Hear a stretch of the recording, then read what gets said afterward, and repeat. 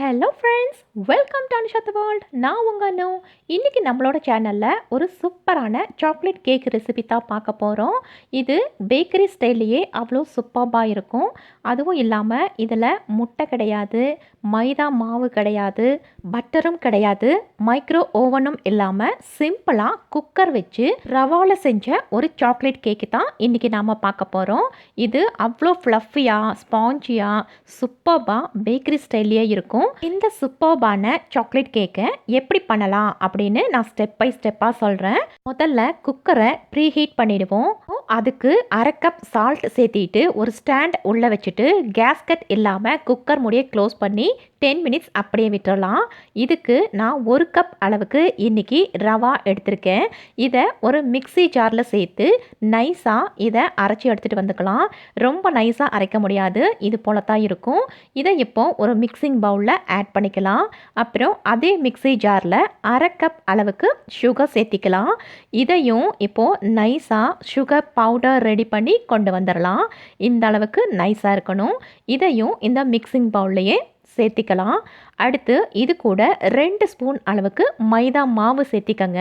இதுக்கு பதிலாக நீங்கள் கோதுமை மாவையும் 2 ஸ்பூன் சேர்த்திக்கலாம். அடுத்து அரை கப் கெட்டியான புளிக்காத தயிர் சேர்த்திக்கணும். இது கூட ப்ளஸ் இது கூட 3/4 கப் அளவுக்கு காய்ச்சி ஆறின பால் இது கூட நாம் சேர்த்திக்குவோம்.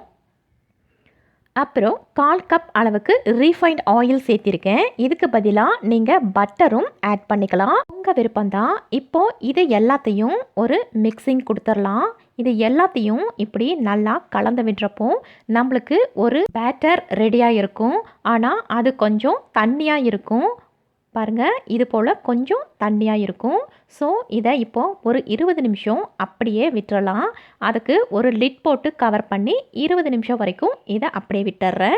அடுத்து ஒரு குட்டி பவுலில் 2 ஸ்பூன் அளவுக்கு காஃபி பவுடர் எடுத்துக்கலாம். நீங்கள் எந்த பிராண்டு காஃபி பவுடராக இருந்தாலும் சேர்த்திக்கலாம். இது கூட 2 ஸ்பூன் அளவுக்கு தண்ணி மிக்ஸ் பண்ணி இதையும் நல்லா கலந்து வச்சுக்கோங்க. இந்த காஃபி பவுடர் சேர்த்துறப்போ பேக்கரி ஸ்டைல்லையே நம்மளுக்கு சாக்லேட் கேக் கிடைக்கும். இதுவும் இப்போ இருக்கட்டும். தான் பேக் பண்ணுற பாத்திரத்தை ரெடி பண்ணிக்கலாம். நீங்கள் அலுமினியம் இல்லை வீட்டில் இருக்கிற சில்வர் பாத்திரம் கூட இது போல் யூஸ் பண்ணிக்கலாம். ஸோ பேக் பண்ணுற பாத்திரத்தில் ஆயில் இப்படி நல்லா க்ரீஸ் பண்ணிவிட்டு இது போல் பட்டர் ஷீட் இருந்தால் அதையும் உள்ளே இன்சர்ட் பண்ணிவிட்டு இதுலேயும் இப்போ ஆயில் க்ரீஸ் பண்ணிக்க போகிறோம். உங்ககிட்ட பட்டர் ஷீட் இல்லைன்னா மேலே கோதுமை மாவு இல்லை அரிசி மாவு இல்லை மைதா மாவு 1 ஸ்பூன் நல்லா டஸ்ட் பண்ணிக்கோங்க. அப்போது நம்மளுக்கு கேக் ஒட்டாமல் வரும். அதனால தான் இப்போது பேக் பண்ணுற ட்ரேயும் ரெடி. இதுவும் இப்போது தனியாக இருக்கட்டும். இப்போது 20 நிமிஷம் ஆயிடுச்சு. இப்போ ஓப்பன் பண்ணி பார்க்கலாம். பாருங்கள், இது போல் திக்கான ஒரு பேட்டர் நம்மளுக்கு கிடைச்சிருக்கும். இது கூட நம்ம ஆல்ரெடி மிக்ஸ் பண்ணி வச்சுருந்த அந்த காஃபி பவுடர் மிக்ஸிங்கையும் சேர்த்திக்கலாம். அடுத்ததான் இது கூட 2 ஸ்பூன் அளவுக்கு கொக்கோ பவுடர் சேர்த்திக்கங்க. 2 ஸ்பூன் சாக்லேட் பவுடர் இல்லை பிஸ்கட் பவுடர் கூட இதுக்கு பதிலாக நீங்கள் சேர்த்திக்கலாம். அடுத்ததான் 1 ஸ்பூன் அளவுக்கு பேக்கிங் பவுடரும் சேர்த்திக்கலாம். அடுத்து அரை ஸ்பூன் அளவுக்கு பேக்கிங் சோடாவும் சேர்த்திக்கங்க. இது கூட ஒரு பிஞ்ச் அளவுக்கு உப்பு சேர்த்திக்கலாம். கூடவே கேக்கோட ஃப்ளேவருக்கு வெனிலா எசன்ஸ் 1 ஸ்பூன் சேர்த்து இதை எல்லாத்தையும் இப்போது நல்லா மிக்ஸ் பண்ணி விட்டுறலாம். ஃபைனலாக நம்மளுக்கு ஒரு கேக் பேட்டர் சூப்பராக கிடைக்கும். இது எல்லாத்தையும் மிக்ஸ் பண்ணுறப்பவே நம்மளுக்கு அவ்வளோ ஒரு சூப்பர்பான ஸ்மெல் வரும். பாருங்கள், இந்த கன்சிஸ்டன்சியில் இருக்கணும். இப்போ இதை நாம் பேக்கிங் ட்ரேயில் சேர்த்திக்கலாம். பேட்டர் ரொம்ப திக்காகவும் இல்லாமல் ரொம்ப தின்னாகவும் இல்லாமல் இந்த கன்சிஸ்டன்சியில் இருந்தால் கேக் சூப்பராக வரும். ஏர் பபிள்ஸ் வராமல் இருக்க ஒரு 2-3 டைம்ஸ் இந்த மாதிரி டேப் பண்ணி விட்டுருங்க. அப்போது ஏர் பபிள்ஸ் இல்லாமல் இருக்கும். அவ்வளோதான். ஃபைனலாக உங்களுக்கு விருப்பமான சில நட்ஸுகளை இது கூட ஆட் பண்ணிக்கலாம். இது ஜஸ்ட் ஒரு டெக்கரேஷனுக்காக தான். அவ்வளோதான். இப்போ ஆல்ரெடி ப்ரீ ஹீட் பண்ணி வச்சுருந்த குக்கரில் இந்த கேக் ட்ரேயை நாம் உள்ளே வச்சுட்டு இதை இப்போது ஒரு 35 to 40 மினிட்ஸ் நாம் பேக் பண்ணிக்க போகிறோம். குக்கரோட லிட்டில் கேஸ்கட் இல்லாமல் ப்ளஸ் இதில் விசிலும் போடாமல் இதை நாம் 35 to 40 மினிட்ஸ் நல்லா சிம்மில் வச்சு பேக் பண்ணிக்கலாம். இப்போது 40 நிமிஷம் ஆயிடுச்சு. ஓப்பன் பண்ணுறப்ப பாருங்கள், நம்மளுடைய ரவா சாக்லேட் கேக் சூப்பராக ரெடி ஆகிடுச்சு. மிடில் இப்படி ஒரு ஸ்டிக் விட்டு பார்த்தீங்கன்னா ஒட்டாமல் வந்ததுன்னா நம்மளுடைய கேக் சூப்பராக பேக் ஆகிருக்கு. அவ்வளோதான், நம்மளுடைய ரவா ஸ்பாஞ்சி சாக்லேட் கேக் சூப்பராக ரெடி ஆகிடுச்சு. இதை இப்போது கொஞ்சம் நேரம் சில் பண்ணிவிட்டு அதுக்கப்புறம் நாம் கட் பண்ண ஆரம்பிச்சிடலாம். ஸோ இப்போ பாருங்கள் நல்லா ஆறிடுச்சு. இதை இப்போ நாம் டீமோல்டு பண்ணிக்கலாம்.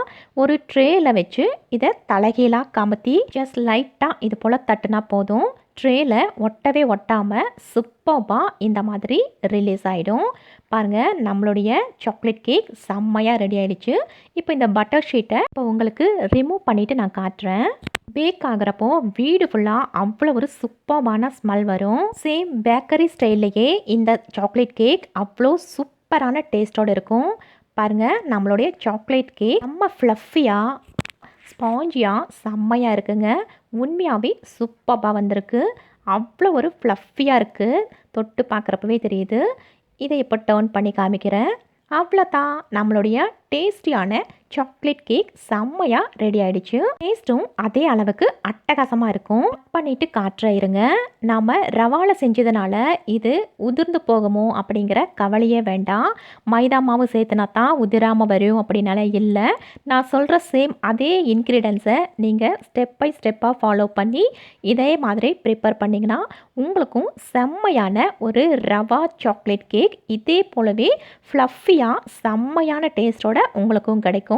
அதுக்கப்புறம் இது ரவால செஞ்ச கேக் அப்படின்னு சொன்னால் யாருமே நம்ப மாட்டாங்க. நீங்களாவே சொன்னா தான் இது ரவால செஞ்ச கேக் அப்படின்னு எல்லாருக்கும் தெரிய வரும்.